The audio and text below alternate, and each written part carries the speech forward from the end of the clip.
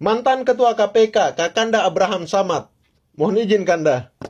Beliau mengatakan bahwa tindakan Pak Jokowi melaporkan pihak-pihak yang menuduh ijazahnya palsu sebagai bentuk kriminalisasi kebebasan berpendapat. Beliau bahkan mengimbau agar mantan presiden itu mencabut laporannya dan memilih untuk bersikap lebih bijak dalam menghadapi kritik.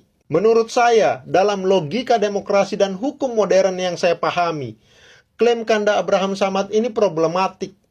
Kebebasan berpendapat memang hak konstitusional, tetapi bukan tanpa batas dan tidak dapat dijadikan tameng untuk menyebarkan fitnah atau tuduhan palsu yang merusak reputasi seseorang, terlebih seorang mantan presiden. Saya jadi teringat teori demokrasi deliberatif jargon Habermas. Kebebasan berpendapat dalam ruang publik harus dilandasi oleh rasionalitas, etika komunikasi, dan tanggung jawab sosial. Kritik diperbolehkan, bahkan diharapkan, tetapi harus berdiri di atas dasar informasi yang benar, bukan disinformasi. Tuduhan mengenai ijazah palsu Pak Jokowi telah berkali-kali dibantah dengan data hukum dan dokumen resmi, termasuk klarifikasi dari Universitas Gadjah Mada dan lembaga-lembaga negara lainnya. Jika tuduhan tetap dilontarkan tanpa dasar bukti baru yang sahih, maka itu bukanlah ekspresi kebebasan, tetapi bagian dari praktek delegitimasi politik berbasis hoax.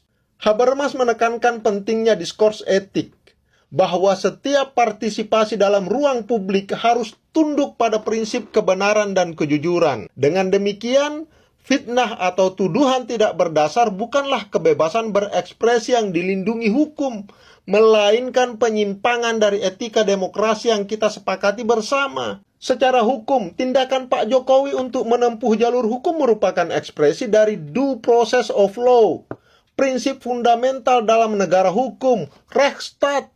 Dalam kerangka teori hukum natural dan positif, hukum bukan hanya mengatur perilaku, tetapi juga menjaga ketertiban moral dalam masyarakat. Seseorang yang merasa nama baiknya dirusak oleh pernyataan tidak berdasar memiliki hak untuk mencari keadilan melalui mekanisme hukum.